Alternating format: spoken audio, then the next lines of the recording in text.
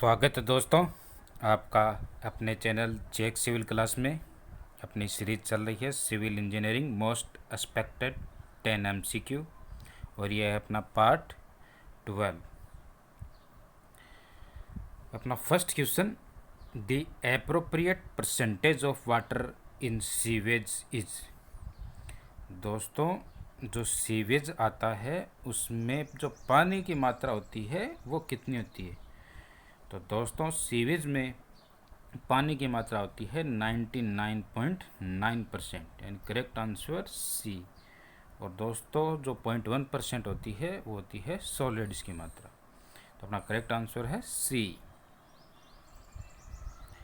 Next question, the valve which protects the water meter from the damage of water hammer. दोस्तों जो water meter लगा हुआ होता है उसको वाटर एमर से कौन सा वाल्व उसको डैमेज होने से बचाता है? तो दोस्तों उसका करेक्ट आंसर है प्रेशर रिलीफ वाल्व है, यानी करेक्ट आंसर बी।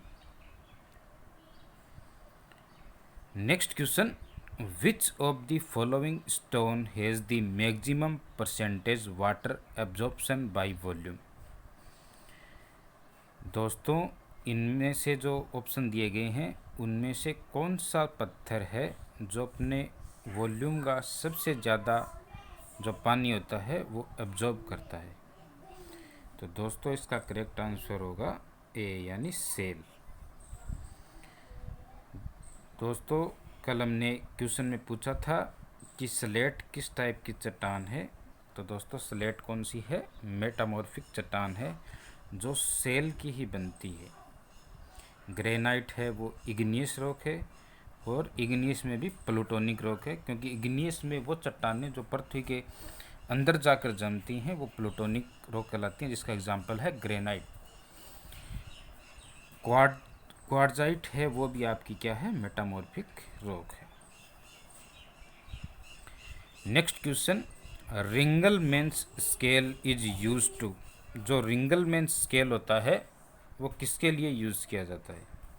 तो दोस्तों रिंगलमैन स्केल यूज़ किया जाता है ग्रेट डेंसिटी ऑफ स्मोक, तो इसका करेक्ट आंसर होगा C. Next question, specific surface of rapid hardening cement shall not be less than. दोस्तों रैपिड हार्डनिंग सीमेंट होती है उसका जो स्पेसिफिक सरफेस होती है वो किससे कम नहीं होनी चाहिए? तो दोस्तों इसका करेक्ट आंसर है बी, यानी 3250 से कम नहीं होनी चाहिए।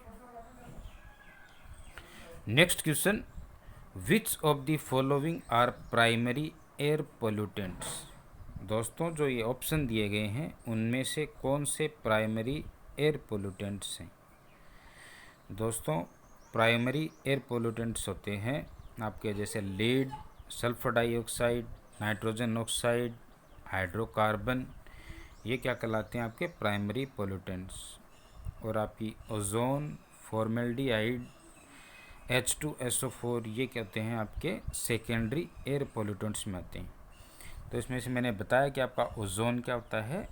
सेकेंडरी एयर पोल्यूटेंट होता है। तो आपका जो ऑप्शन है ये भी कैंसिल हो जाता है, ये भी कैंसिल हो जाता है और ये भी कैंसिल हो जाता है। तो आपका प्राइमरी एयर पोल्यूटेंट मैंने पहले बताया होता है सल्फर डाइऑक्साइड और नाइट्रोजन ऑक्साइड। तो आपका करेक्ट आंसर हो गया A. Next question, Garrett's diagram are based on. जो गेरेट्स डायग्राम होते हैं वो किस पे बेस होते हैं?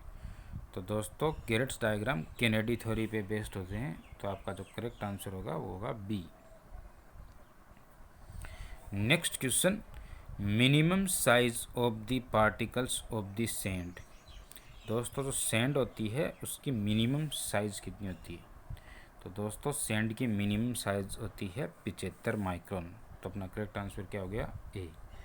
दोस्तों 75 माइक्रोन से 4.75 mm तक आपकी क्या होती है? सैंड होती है। 4.75 mm से 80 mm तक आपका ग्रेवल होता है। 80 mm से 300 mm तक आपके कोबल होते हैं, और जो 300 mm से ज़्यादा होते हैं उनको बोल्डर कहा जाता है। और दोस्तों 75 माइक्रोन से 2 माइक्रोन तक की साइज सिल्ट कहलाती है और 2 माइक्रोन से छोटे क्ले कहलाता है। तो इसका करेक्ट आंसर हो जाएगा आपका A. Next question, the value of compression index for a remoulded sample whose liquid limit is 50%। दोस्तों आपका जो कोई रीमेल्टेड सैंपल होता है, अगर उसकी लिक्विड लिमिट 50% है तो उसका कंप्रेशन इंडेक्स कितना होगा। दोस्तों जब लिक्विड लिमिट गिवन हो तो कंप्रेशन इंडेक्स का फॉर्मूला होता है CC = 0.0007 WL-10। यहाँ पे WL गिवन है आपको 50, WL की वैल्यू यहाँ पे रखते हैं तो 50 - 10 यानी 40 को जब आप मल्टीप्लाई करोगे 0.007 से तो आपकी जो वैल्यू आएगी वो आएगी 0.28। तो आपका जो करेक्ट आंसर हो जाएगा वो जाएगा सी।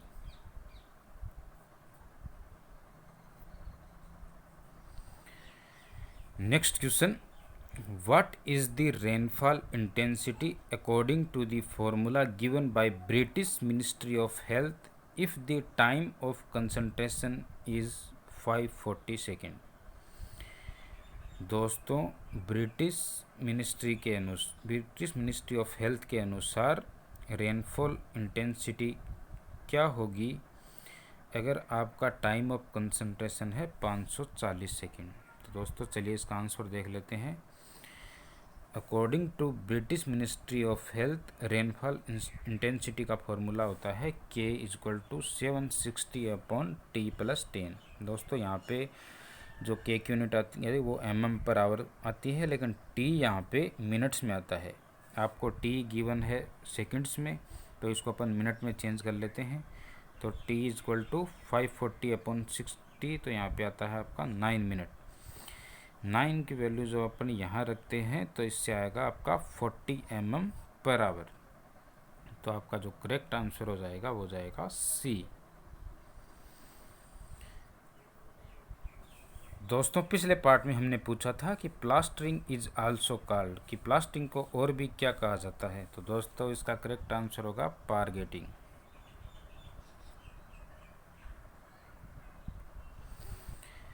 आज के लिए आपका question, A small grained slightly cemented volcanic ash that has been transported by wind or water are known as। दोस्तों एक छोटे पार्टिकल वाली जो थोड़ा बहुत सीमेंटेड प्रॉपर्टी रखती है वोल्केनिक एश, जो या तो हवा या पानी के द्वारा ट्रांसपोर्ट की जाती है, उस मिट्टी को अपन क्या कहते हैं। तो आपका आंसर ए है लोइस, बी है हुमस, सी है टफ और डी है गम्बो। तो दोस्तों कमेंट बॉक्स में कमेंट करके बताइएगा कि इसका राइट आंसर क्या है। और दोस्तों अगर आपको हमारा वीडियो पसंद आया तो लाइक कीजिएगा, शेयर कीजिएगा, सब्सक्राइब कीजिएगा। Be happy, all the best.